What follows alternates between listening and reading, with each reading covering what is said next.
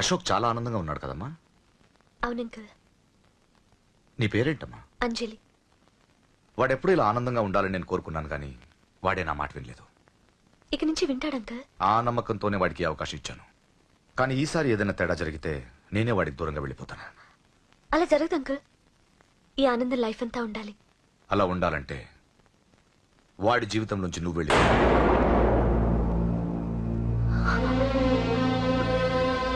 ఎందుకని అడగొద్దు.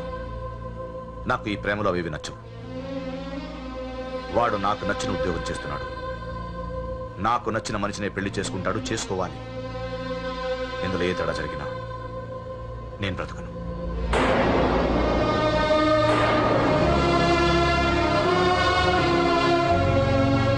మా నాన్నంటే నాకు ప్రాణం. ఆయన్ని కలవడానికి ఏం పోగొట్టుకోవడానికైనా సిద్ధంగా ఉన్నాను. ఏదో ఒక రోజు మీ నాన్న నిన్ను తప్పకుండా ఇంటికి పిలుస్తారు. నేను చెప్తే అది జరిగి తీరుతుంది. నీ బాధ నాకు అర్థమైందమ్మా. 25 ఏళ్లు పెంచిన కొడుకు 2 ఏళ్లు దూరం అయితే పడే నా బాధ కన్నా 4 రోజుల క్రితం మొదలైన నీ ప్రేమను వదులుకోవడం పెద్ద బాధ అనిపించదు.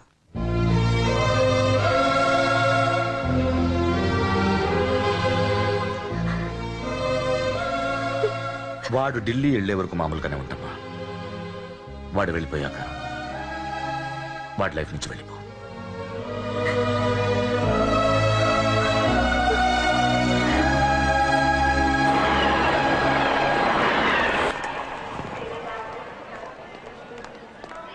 వెళ్ళిన వెంటనే ఫోన్ చేస్తావు కదా. నీతో చాలా మాట్లాడాలనుందిరా. ఇంటికొచ్చిన కొడుకుని 2 రోజులు కూడా ఉండనివ్వకుండా ఎక్కడో ఢిల్లీకి పంపిస్తున్నారు. ఈ మాత్రం దానికి నేను పిలవడం దేనికంట? అమ్మా, నన్ను పిలిచారు, అదే చాలు. అక్కడ ఎవరితోనూ గొడవలు పెట్టుకోకు. జాగ్రత్త నాన్న.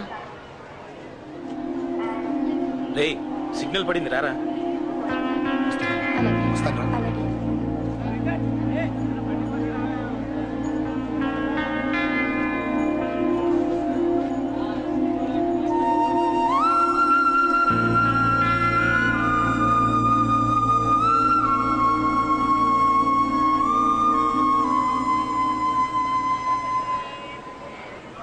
ఏంటి దూరంగా నించున్నావు?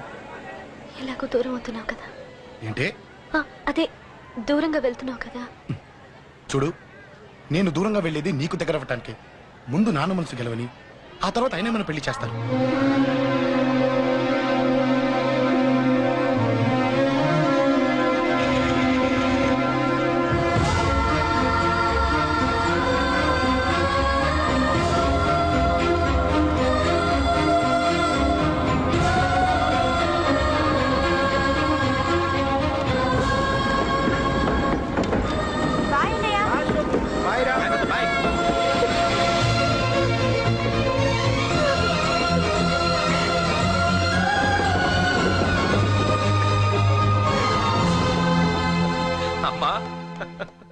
అమ్మా, యూర్ రియలీ గ్రేట్. నీ బ్రెయిన్ దెబ్బకి అశోక్ గాడు ఢిల్లీలో పడ్డాడు. ఆ అమ్మాయి వాడిని మర్చిపోతానని మాటిచ్చిందట. ఇంత పవర్ ఉండి మేమేమీ చేయలేకపోయావు. నీకింత మంచి ఐడియా ఎలా వచ్చిందే? లేకపోతే వాడు మీకు బ్రెయిన్ లేదంటాడా? చంపితే చావను, నేననుకున్నప్పుడే చస్తానంటాడా? అలాగే చంపేద్దాం.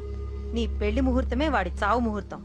రే నర్సింగ్, పంతులు గారికి ఫోన్ చేసి 1 నెల రోజుల తర్వాత ముహూర్తం పెట్టమను. అమ్మా, నెల? తొందరెందుకురా? ఎలక్షన్స్ అయిన తర్వాతే నీ పెళ్లి. ఎమ్మెల్యే హోదాలో పెళ్లి కొడుకులా చూడాలరా నిన్ను. నెలే కదరా, ఈలోపు నిశ్చితార్థం జరుగుతుంది. ఆ అమ్మాయికి కూడా అశోక్ గారిని మర్చిపోవడానికి టైం ఇవ్వాలి కదరా.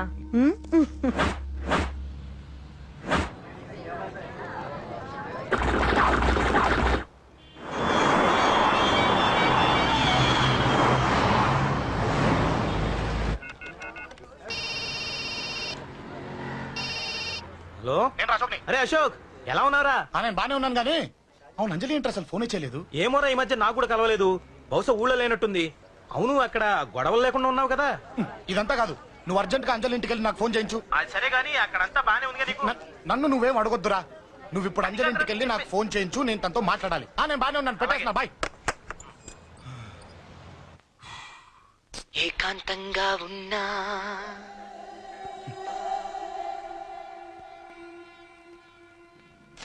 ఇల్లంతా ఏంటి ఇలా ఉంది? అన్ని నీట్ గా సర్దు. నువ్వేంటే ఇంకా పాత చీర కట్టుకుని అలా తగలడ్డావు? మగ పిల్లలు వచ్చే టైం అయింది. వెళ్ళి మంచి చీర కట్టుకుని 1 కిలో పౌడర్ తట్టించు. నాలా అందంగా తయారవుతావు. ఏంటన్నయ్య హడావిడి? పెళ్లి చూపులు కదమ్మా. ఎవరికి? నీకేనమ్మా. నాకా? నువ్వు అవునన్నా కాదన్నా ఈ సంబంధం ఏ రకంగానూ కాదని లేని పొజిషన్ అమ్మా మంది.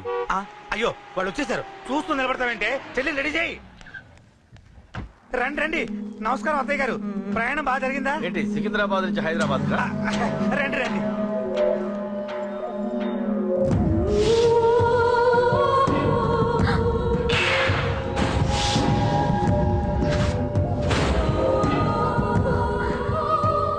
ఏంటమ్మా అలా చూస్తున్నావు?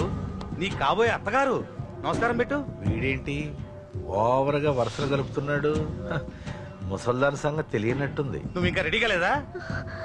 ఇలా ఉన్నా నా కాబోయే కోడలు అందంగానే ఉంది.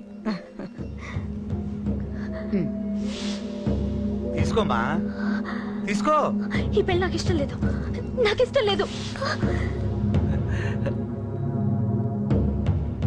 అత్తయ్య గారు, అంటే పెళ్లి ఫస్ట్ టైం కదా, నిశ్చితార్థానికి కొత్త అని నేను సరి చెప్తాను.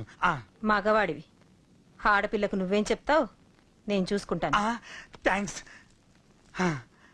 అమ్మయ్యా, ఆనందంగా ఉంది కదూ? మరే నాకు అలాగే ఉంది. థ్యాంక్స్. కానీ ఈ విషయం ఆ ఢిల్లీలో ఉన్నవాడికి తెలిసింది అనుకో.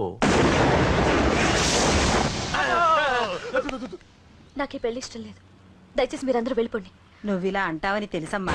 నువ్వే కాదు, నీ గొంతు కూడా అందంగా ఉంది. కోపంలో కూడా నువ్వు అందంగా ఉన్నావు. నా కొడుకేం కావాలో నేను చూసుకునేదాన్ని, ఇక నుంచి నువ్వే చూసుకోవాలి. ఇందాకే చెప్పాను, నాకు ఈ పెళ్లి ఇష్టం లేదు. నీకు వంటలు చేయడం వచ్చామ్మా? భోజనం దగ్గర నా కొడుకు అస్సలు మొహమాట పడడు. ఏమండి, నా మాట వినరా? నువ్వు మంచి డాన్సర్ అని కూడా చెప్పారే. క్లాసికలా వెస్టర్నా? చెప్తే అర్థం కాదా? నేను అశోక్ ని ప్రేమిస్తున్నాను. తెలుసు. తెలిసేవాణ్ణి వాళ్ళ నాన్నకు దగ్గరగా, నీకు దూరంగా ఉద్యోగం పేరుతో ఢిల్లీకి పంపించింది నేను.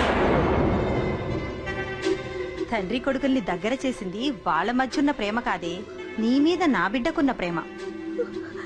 అయినా కొడుకుని పూర్తిగా మర్చిపోతానని ఆ తండ్రికి మాటిచ్చావు కదా,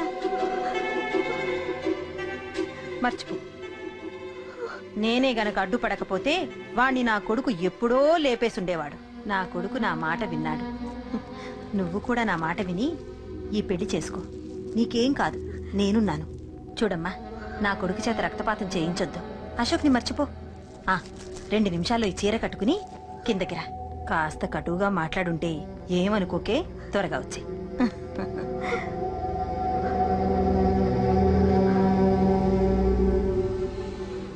ఏం ప్రాబ్లం లేదు, అమ్మాయి వస్తా. పంతులు, అన్ని సిద్ధంగా ఉంచుకో. అలాగేనమ్మా. నాన్న నాన్న, అత్త వెనక వైపు గోడ దూకి పారిపోతుంది నాన్న.